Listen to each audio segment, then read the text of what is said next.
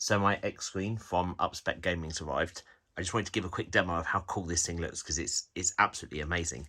So I thought I'd show RetroArch because loads of people have been showing regular Xbox games, but with RetroArch and the xScreen, you've now essentially got a portable NES, SNES, Game Boy, Arcade, Amiga, Mega Drive, Master System, GameCube, Wii, Dreamcast, all of this stuff, PSP. I'm just going to load it up and show you what a few of the games look like. So this is the RetroArch install that doesn't require a whitelist or dev mode. You can just install it from Gamer13's GitHub IO page. So if you give that a Google, you'll find it. So I've just had a few running so far, so you'll see them in my recent history list. So I'll start with the earliest, or the smallest platform. That's Klonoa, Empire of Dreams.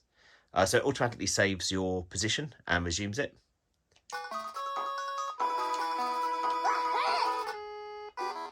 So obviously with it being a Game Boy Advance game, it does look a little bit basic, but the nice thing is with the xScreen being quite a small screen, it doesn't look as pixelated or blown out as some of the others.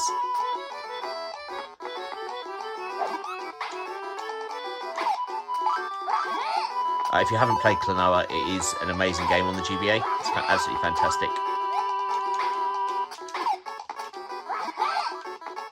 So if I press start and select, it's going to come back out of this game.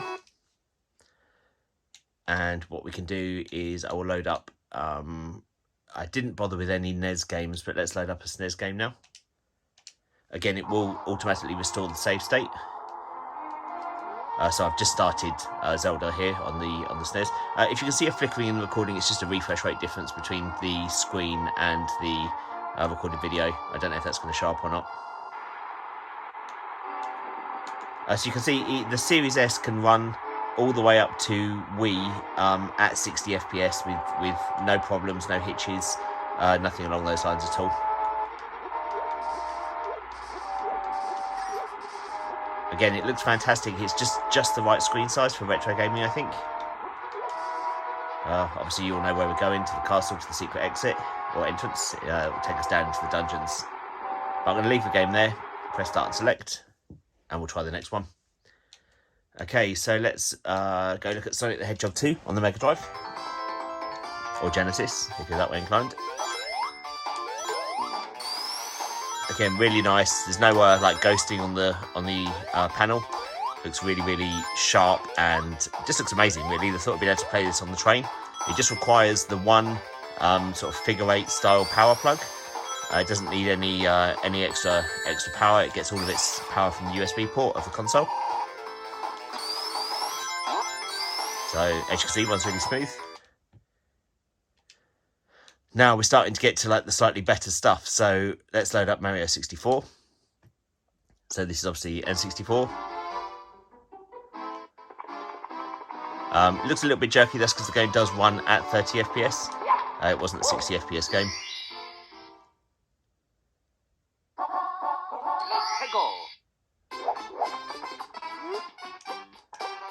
So what you will see is it looks much sharper. So rather than running it in the N64's native resolution, we've bumped the resolution to 1920 by 1080p. So it looks very crisp in terms of the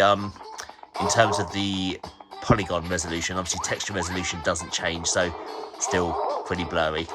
But it controls like a dream on the Xbox controller. It's absolutely fantastic. And just the thought of having this, wherever we go, I've bought an inverter for the car. So you plug it into the cigarette lighter or the accessory port for power, and then it just gives you a 3-pin socket for mains power, and the Xbox will run from that. I'll probably make a video of that when I get that bit of kit turn up. It's going to make taking the kids away a lot easier. So I've shut that game down, and we will move on to, we'll do some PSP now. So I absolutely love Ridge Racer. So for me, being able to play PSP Ridge Racer, again, at incredibly increased resolution. The PSP resolution, I think it's like 272 vertical. This is now 1920 by 1080. And it looks amazing. So the fonts and stuff, the 2D stuff you're seeing there isn't increased in resolution, but if you look at the resolution on the car, It's very, very good. So we'll start the game up. I'll just show you how nice and fast it looks. Oh yeah, the course is in excellent condition. Is your car For me, the PSP Ridge races are some of the best. The race is about to begin.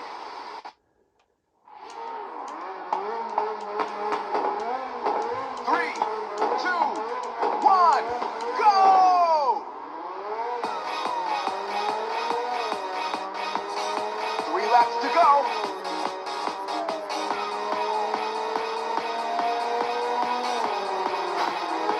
Good luck. I am playing, sometimes looking through the camera, hence me rear-ending that cast straight away. And again, just looking down to check everything's still in frame. Try and give you a true sense of the speed when you're going at sort of top speed.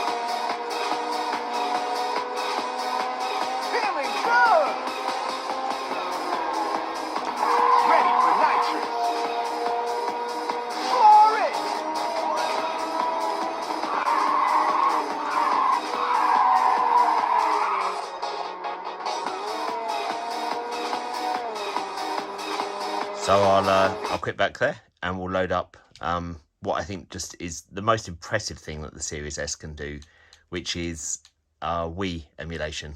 So I'm just using Zelda here because it just had like classic controls with none of the Wiimote stuff if you didn't want to use it.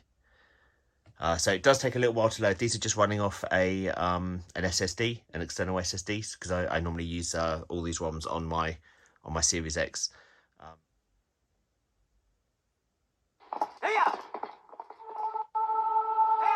So this is the Wii version of the Twilight Princess, running at 1080p at the full frame rate of the original game, and it's beautiful.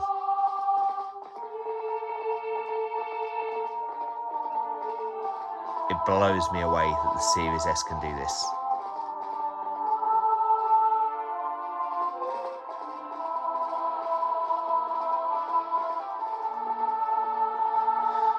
And there I'm going to leave it.